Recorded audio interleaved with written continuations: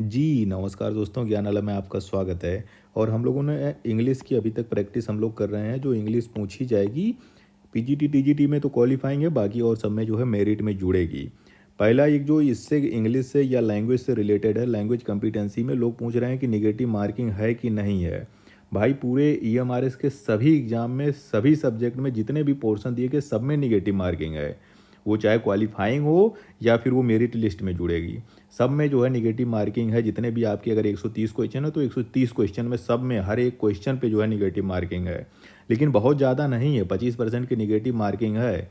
ज़्यादा उससे डरने की और घबराने की ज़रूरत नहीं है। अगर 4 ऑप्शन देंगे तब तो जो है खेलिएगा, कोई दिक्कत नहीं, आराम से खेलिएगा। अगर आपको जो है एक भी एलिमिनेट आंसर कर ले जा रहे हो तो करना, लगाना उसको। 2 कर ले जाओगे तब तो 50-50 का हो जाएगा, तब तो 100% लगाना ही लगाना है। लेकिन अगर 5 ऑप्शन दे दिया, A B C D E F E तक दे दिया, या 1 2 3 4 5, कभी कभी 5 ऑप्शन भी हो सकते हैं, कोई ज़रूरी नहीं कि 4 ही ऑप्शन आए। 5 आएगा तो थोड़ा सा सावधान हो जाइएगा, थोड़ा सा संभल के नेगेटिव मार्किंग होगी रहेगी तो उससे ज़्यादा इफेक्ट पड़ेगा। ऐसे में अगर 4 ऑप्शन रहेगा तब तो 25% का चांस है ही है, 25% सही होने के चांस होते ही हैं। लेकिन 5 पे ये परसेंटेज घट जाएगी, तो तब थोड़ा सा पाँच पाँच वाले ऑप्शन में थोड़ा सा संभल के लगाइएगा। अब रही जो इंग्लिश की है, हम लोग इससे पहले 30 क्वेश्चन प्रैक्टिस कर चुके हैं। अब हम थोड़ा सा और, जो इसमें 50 क्वेश्चन लगभग हैं, तो 20 क्वेश्चन और बचे थे, तो उसको हम लोग जो है आज के इस वीडियो में जल्दी जल्दी फटाफट प्रैक्टिस कर लेते हैं।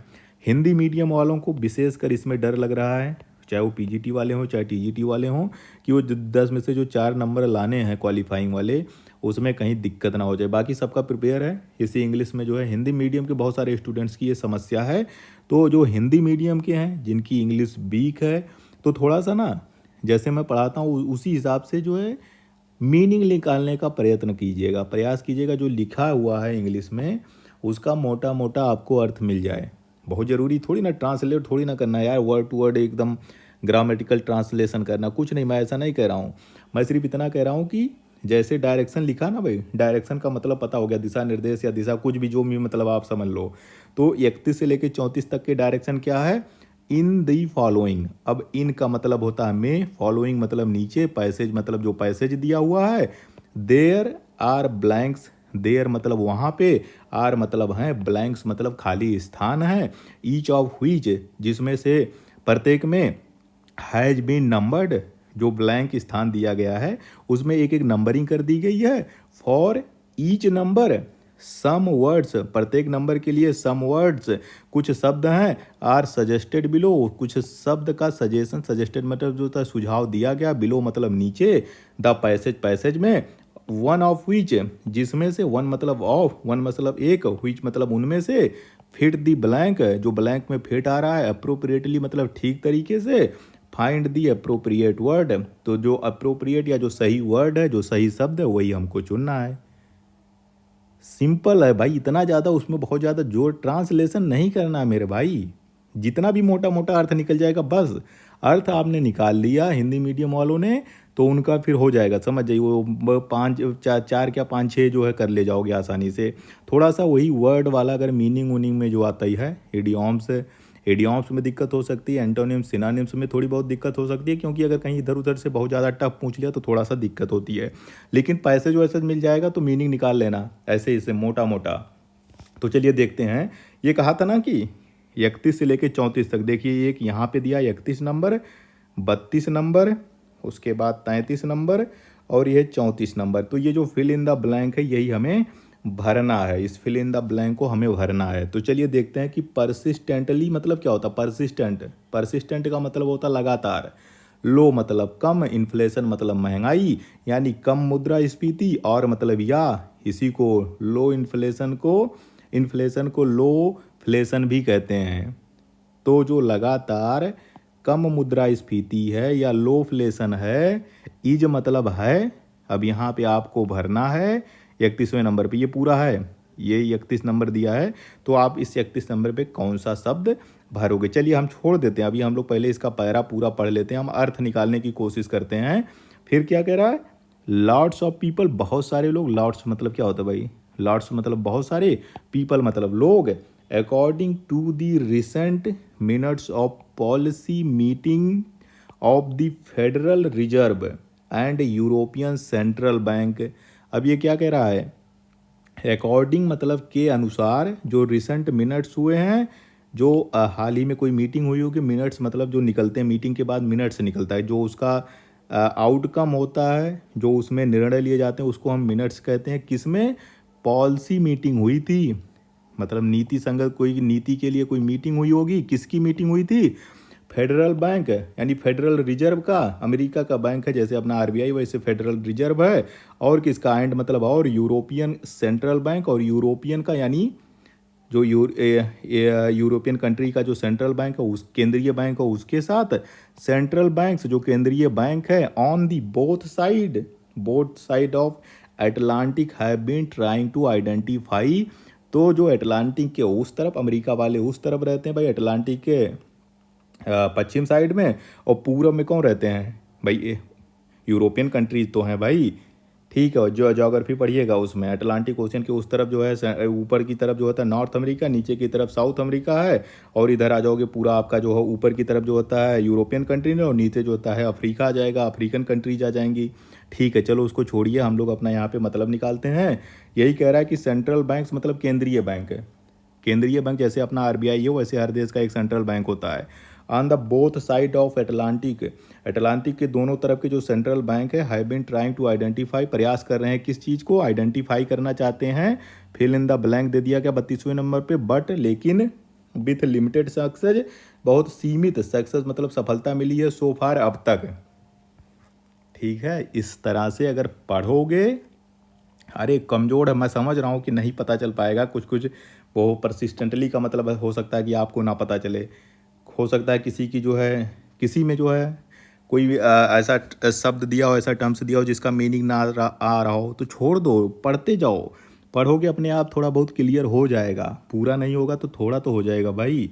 तो थोड़ा थोड़ा अगर हो जाएगा तो भी हम जो है 4 ही नंबर तो क्वालिफाइंग करना है भाई।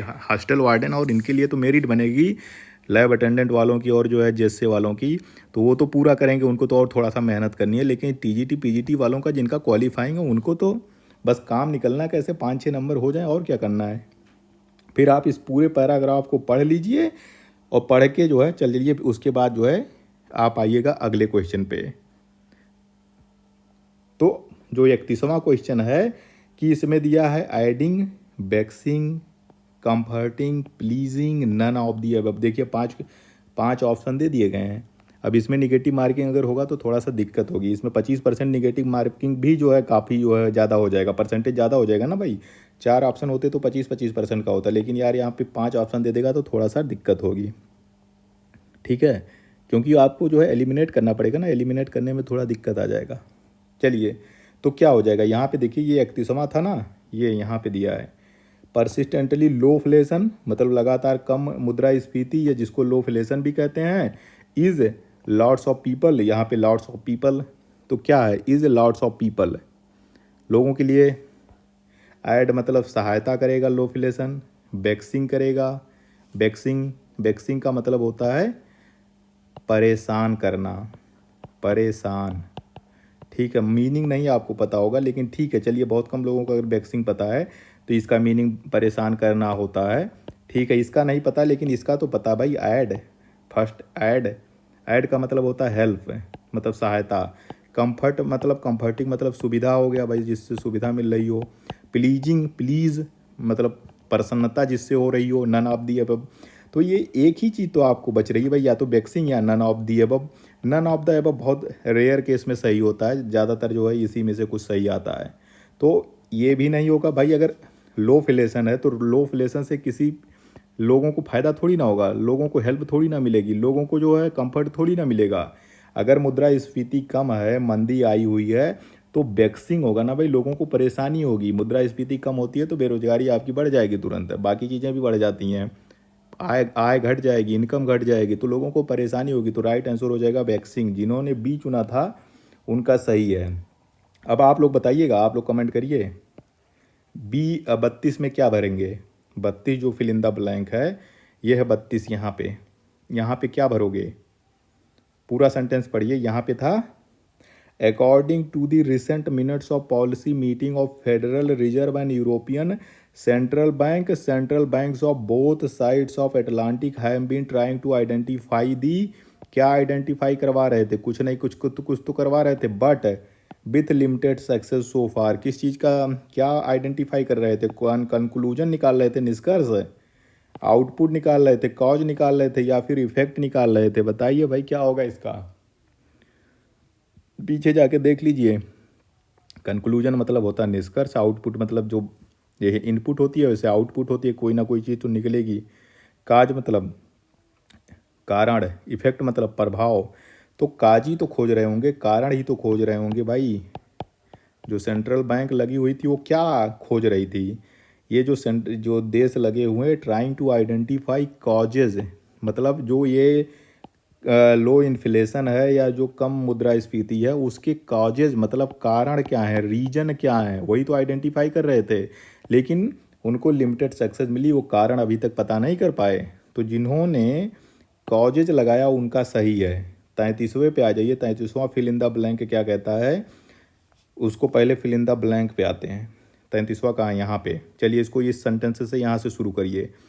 Until these changes central banks में need to think more.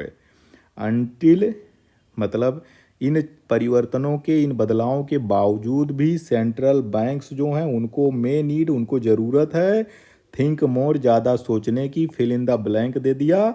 About the objectives of monetary policy, जो मॉनेटरी पॉलिसी का उद्देश्य है उसके बारे में उन्हें सोचने की ज़रूरत है।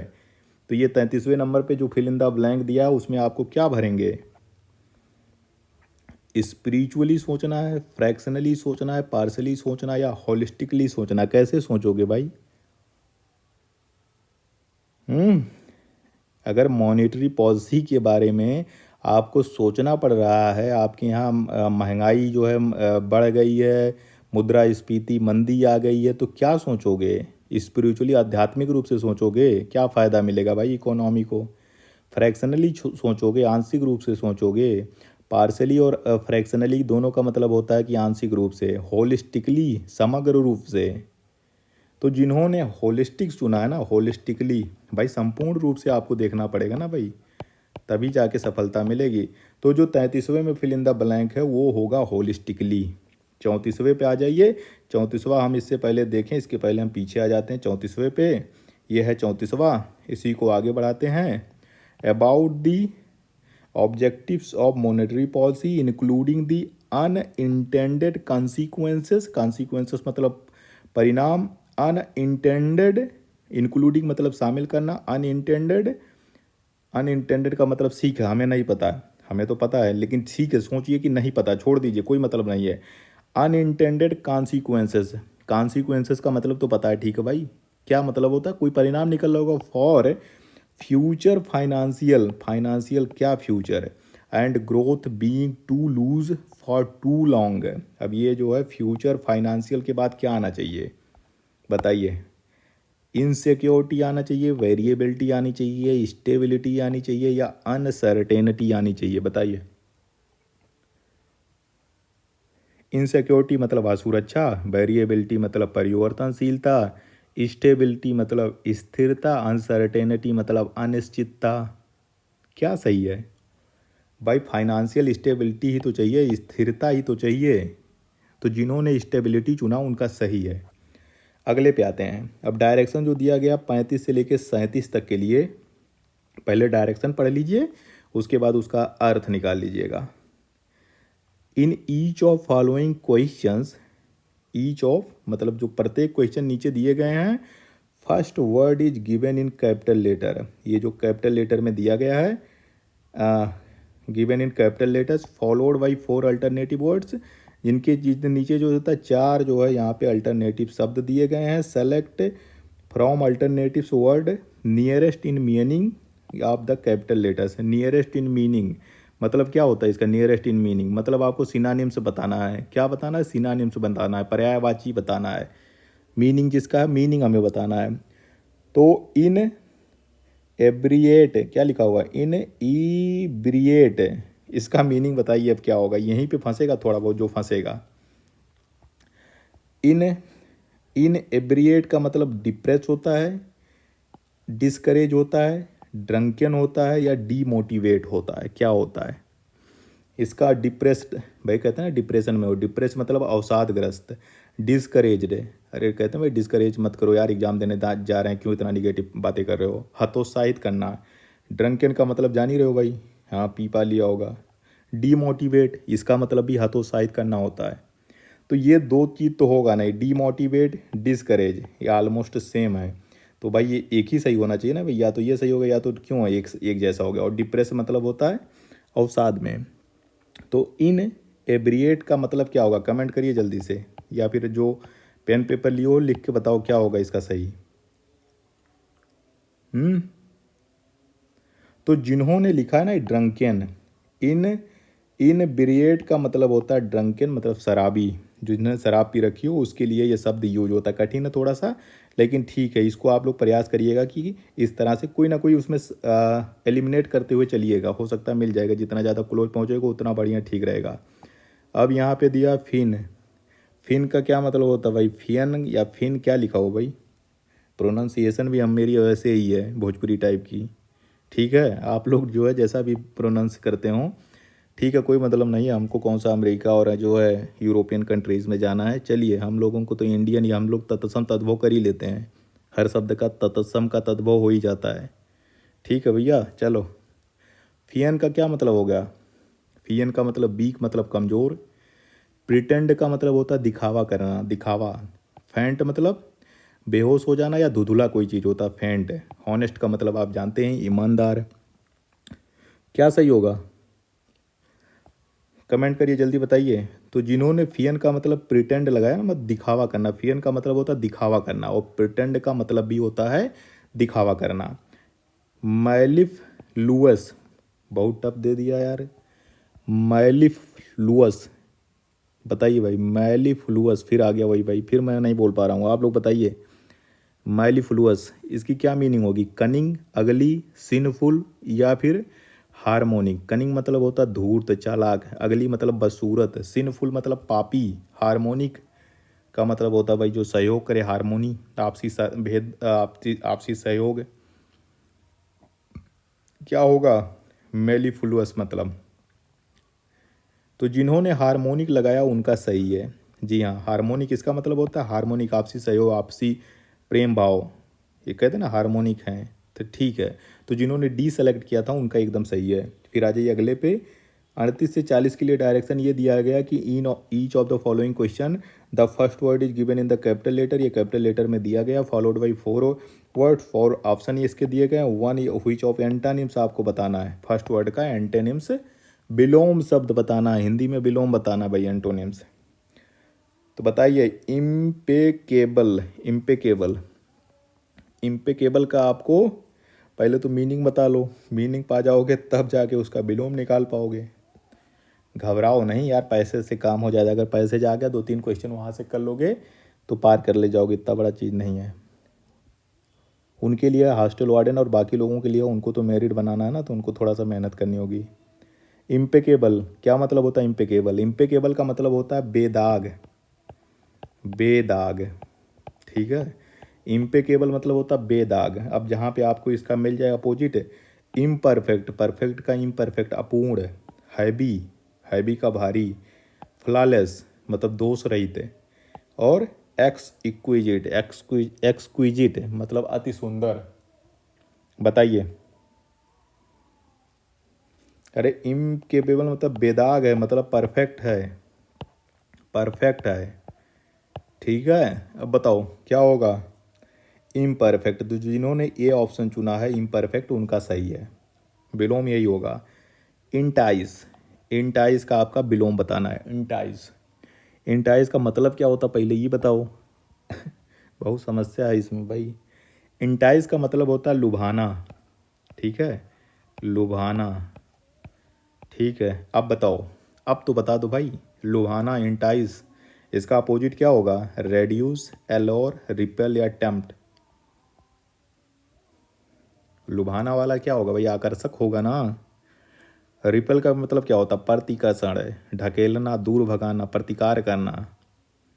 तो जिन्होंने सी चुना था उनका सही है। रेड्यूस का मतलब होता है कम करना। एलोर का मतलब होता है क्या, एलोर का मतलब होता है आकर्षण। लुभाना और आकर्षण एक ही चीज़ है, हमें तो एंटोनिम्स बताने ना भाई। रिपेल, टेम्प्ट, टेम्प्ट मतलब क्या होता है, प्रलोभन। रिपेल का मतलब होता है ढकेलना, कहते हैं रिपल्सन हो रहा है, आकर्षण प्रतिकर्षण। तो एंटाइज का अपोजिट हो जाएगा रिपेल। अगले पे बढ़ते हैं और यहाँ पे आ गया एंतरिम। एंतरिम बताओ भैया, एंतरिम का आपका हिंदी में इसको अंतरिम कहते हैं ना, अंतरिम गवर्नमेंट बनी है, अंतरिम सीएम है, किसी की जगह पे जब कोई काम करता है थोड़े समय के लिए चुने जाते हैं। अंतरिम को आपका उल्टा बताना, लेकिन मीनिंग तो हम बता ही दिया, अंतरिम का अंतरिम होता है। ये प्रोविजनल, प्रोविजनल तो भी अनंतिम होता है। इम्पॉर्टेंट मतलब महत्वपूर्ण होता है। टेम्परेरी मतलब अस्थायी होता है। फिनिश्ड मतलब समाप्त हो गया। क्या सही होगा इसका, उल्टा बताना भाई।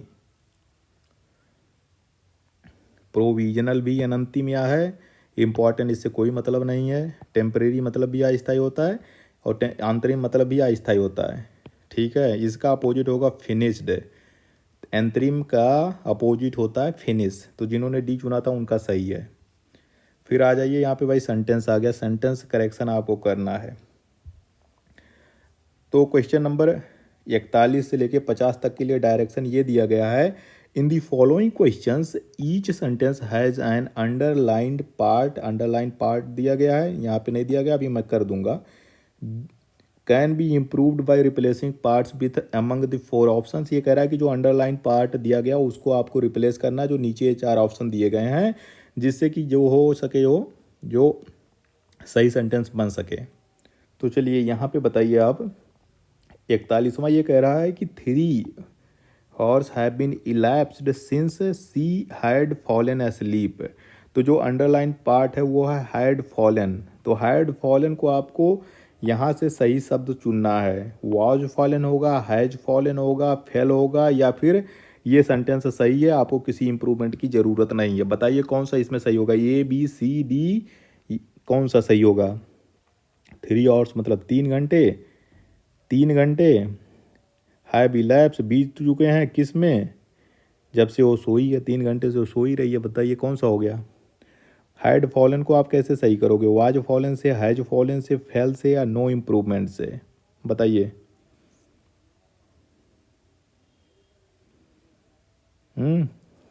तो ये आपका जो इन्होंने सी चुना उनका सही है, ना तो हैड होगा क्योंकि ये पास्ट टेंस में है ना भाई, सब कुछ चल रहा है ये पास्ट में, तो हैड नहीं होता, वो फेल होगा।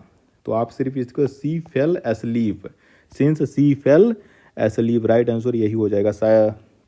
सेंटेंस यही करेक्ट सेंटेंस होगा। द प्रिंसिपल, 42वां क्वेश्चन ये कह रहा है, the principal asked why are you so late, why are you late. Why are you late, ये अंडरलाइन पोर्शन है, आपको इसको सही करना। Why are you late, why you were late, why late are you, and no improvement. बताइए इसमें क्या सही होगा। द प्रिंसिपल आस्क्ड, प्रिंसिपल ने पूछा होगा, कोई लेट गया होगा, भाई तुम इतने लेट क्यों आए। तो इसमें क्या होगा, वाई यू आर लेट को आप किससे रिप्लेस करोगे, देख लो। ठीक है, यू के बाद आर आ रहा है, जबकि ये क्वेश्चन पूछा जा रहा है। तो सही आंसर इसमें जिसका ये है वो होगा, वाई के पहले आर आना चाहिए ना, वाई आर यू। ठीक है, सेंटेंस अगर देखोगे तो करेक्ट सेंटेंस होगा कि वाई आर यू लेट। तो राइट आंसर आपका ये हो जाएगा। फिर आ जाइए कि यहाँ पे 43वां ये कह रहा है कि many a man have died of swine flu. अब ये बताइए पूरा क्या होगा, many a man have died of swine flu. अब बताइए इसको आप करेक्ट कर दीजिए, क्या होगा इसका। ये वाला पोर्शन आपको सही करना, had died of swine flu, मतलब have died of swine flu. तो राइट आंसर जिन्होंने जो है बी चुना है, हैज डाइड। ठीक है, many uh man, many uh man has died, uh man है ना, हैव थोड़ी ना होगा, has died of swine flu.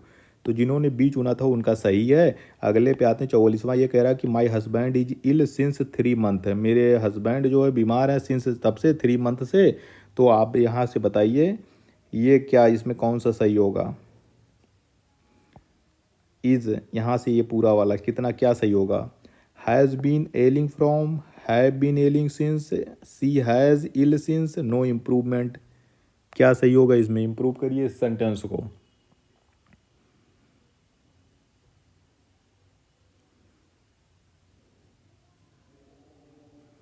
तो इसका हो जाएगा, जिन्होंने ये चुना उनका सही है। My husband has been ailing for 3 months। तो राइट आंसर ये हो जाएगा। आप इस करेक्ट सेंटेंस यही होगा, my husband has been ailing for 3 month। Since हटा दीजिए भाई, सिंस तो तब प्रयोग करते हैं जब कोई निश्चित समय हो। 3 month की बात हो रही है, लेकिन वो कौन सा महीना है, कब से शुरू हो रहा है, इसकी कोई बात नहीं हो रही। तो सिंस का प्रयोग तब होता है जब कोई निश्चित समय हो। फार जो होता है अनिश्चित समय के लिए यूज होता है। तो ये जिन्होंने चुना था उनका सही है।